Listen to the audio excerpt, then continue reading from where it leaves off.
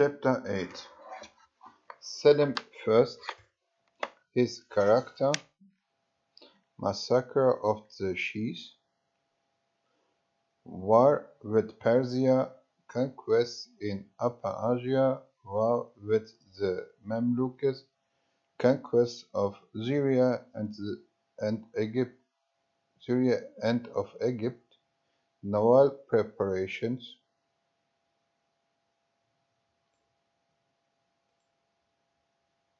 These of Selim, the Mufti Gemali's influence over him. Sultan Selim I was 47 years of age when he dethroned his father. He reigned only 8 years, and in that brief period he nearly doubled the extent of the Ottoman Empire. The splendor of his conquest, the high abilities which he displayed in literature and in politics, as well as in war, and the imperious vigor of his character, have found panegyrics among European as well as Asiatic writers. But his unsparing cruelty to those who served as well as to those who opposed him has justly brought down on his memory the indignant reprobation of mankind as expressed by the general sentence of the great majority, both of the Oriental and Western historians. In his own reign, the wish might to be the vizier of Sultan Selim had become a common formula of cursing among the Ottomans. Selim's viziers seldom survived their promotion more than a month. They, whom he raised to this perilous post, knew that they were destined for the executioner's sabre,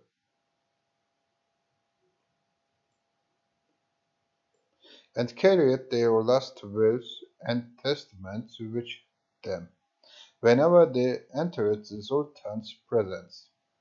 One of these officers, the Grand Vizier Piri Pasha, ventured to Selim in a tone half in earnest and half sportive, "My Padishah, I know that sooner or later thou wilt find some pretext for putting me, thy faithful slave, to death.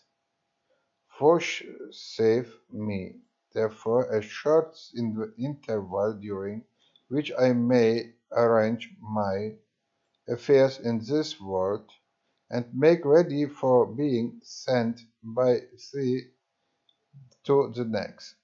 Selim laughed loud and savagely at the frank request,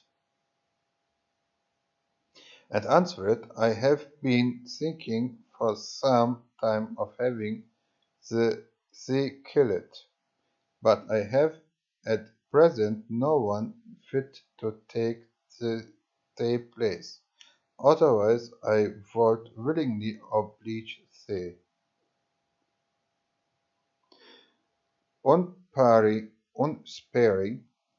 of the blood of his relations, his subjects, and his able servants, Selim was certain to be fond of war, and his reign was one of almost ceaseless carnage, vigorous in body and mind, and indifferent to sensual pleasure. He pursued with keenness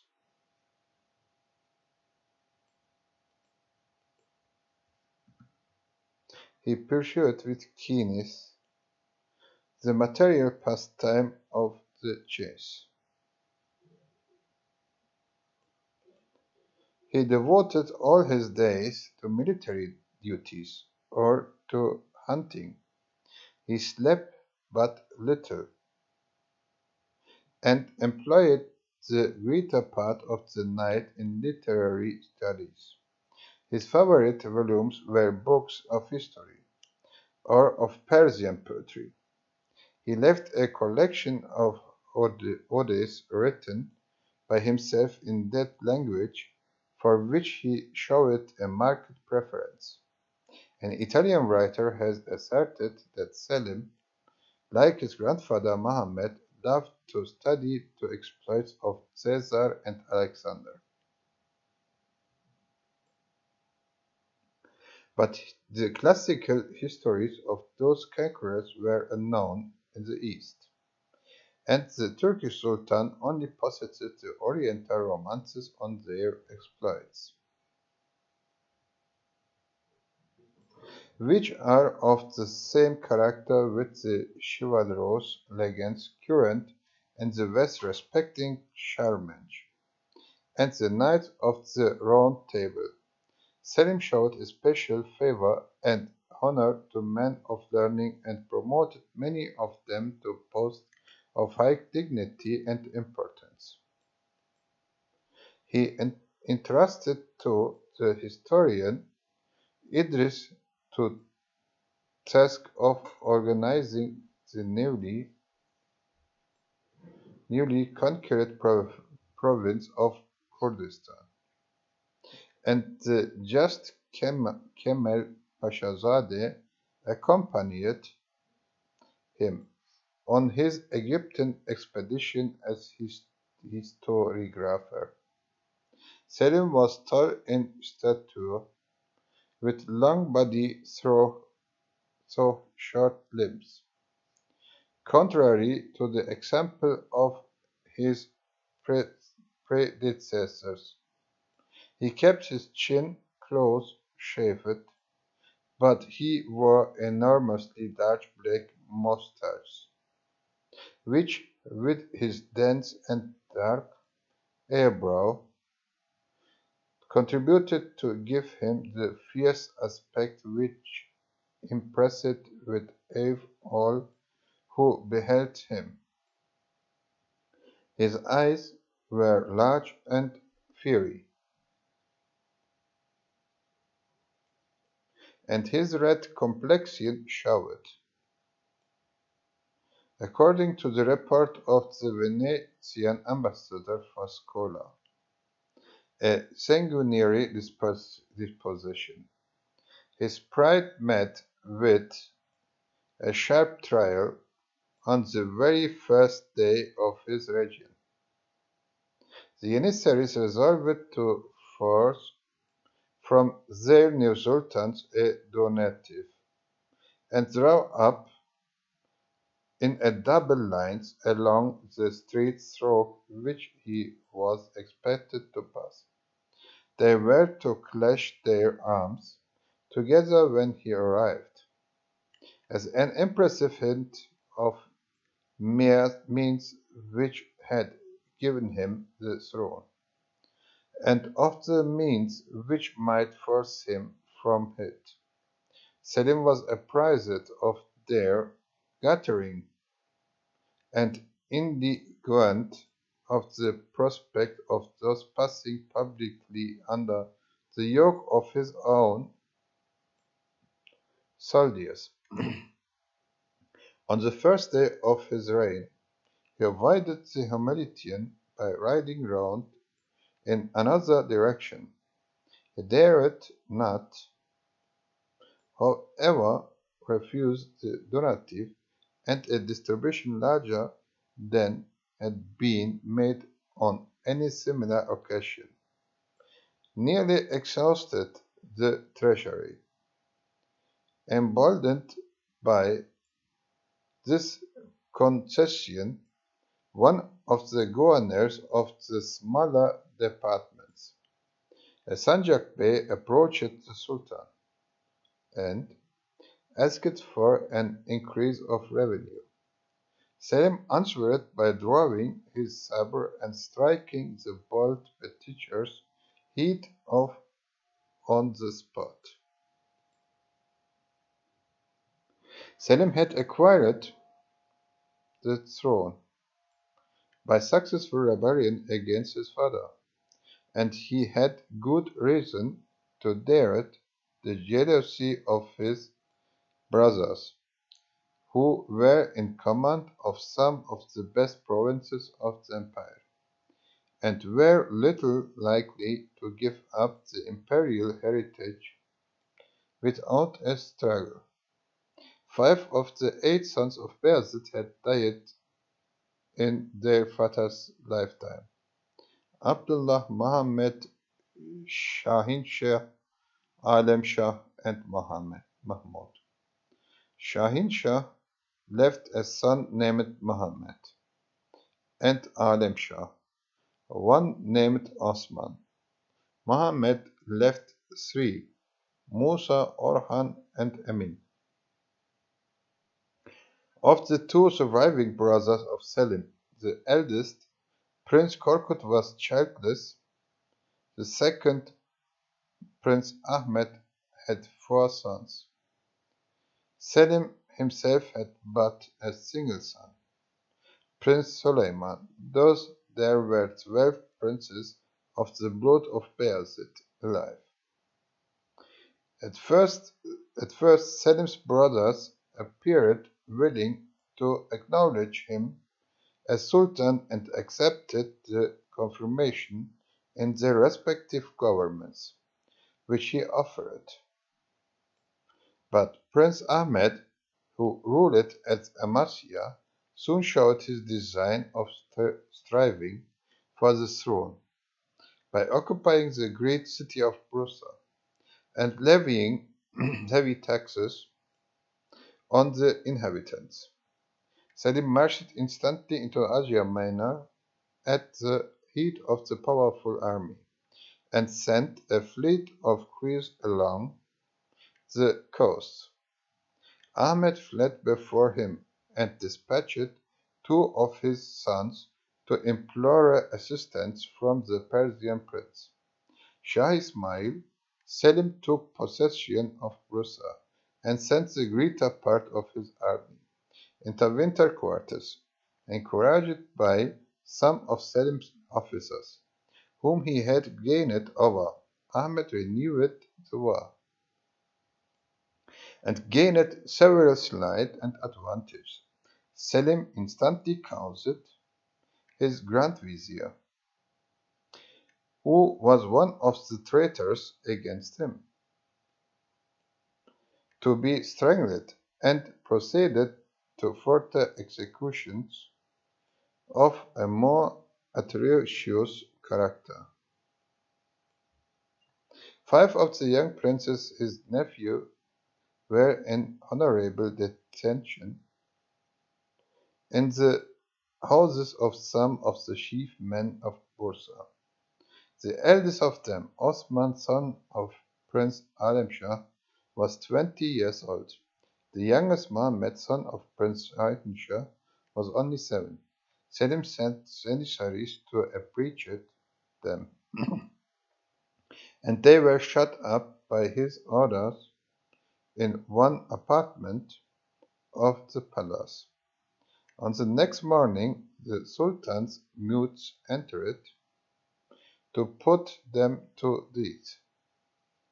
A fearful scene ensued, which Selim witnessed from an adjoining chamber. The youngest of the captive princes fell on their knees before the grim executioners, and with the tears and childish prayers, and promised begged hard for mercy. The little Prince Mohammed implored that his uncle would spare him, and offered to serve him all the days of his life for an asper, the lowest of all coins, a day. The elder of the victims, Prince Osman, who knew that there was no hope of mercy, rushed fiercely upon the murderers, and fought hard for a time against them. One of the mutes was struck dead, and other had his arm broken. Selim ordered his personal attendants to run and assist in the execution, and at length the unhappy princes were overpowered by numbers and strangled. Their bodies were deposited with all display of royal pomp near the sepulchre of Amurath.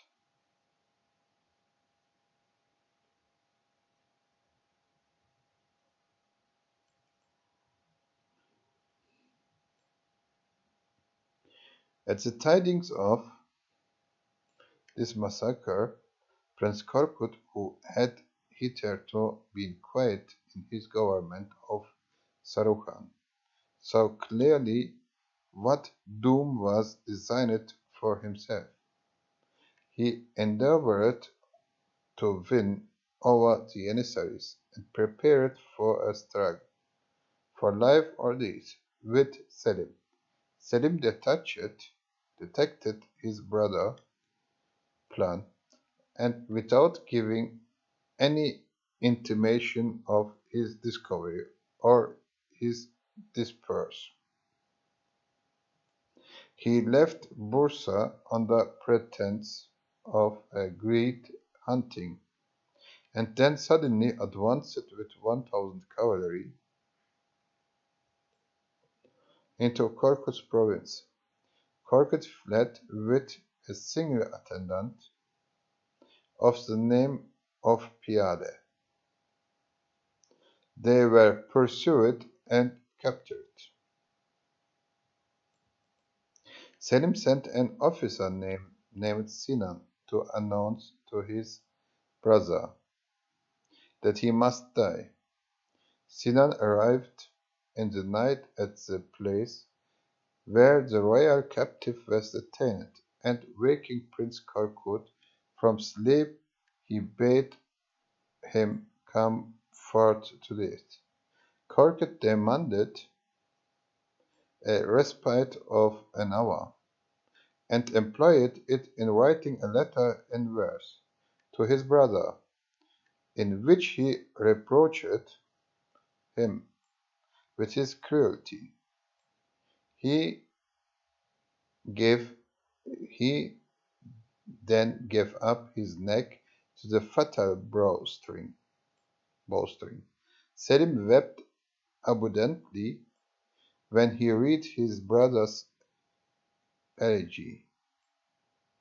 He carried his real or pretended grief so far as to order a general mourning for 3 days, and he put to death some Turkomans who had guided the pursuers of Korkut, who to his hiding place, and who came to Bursa to ask a reward for the death service.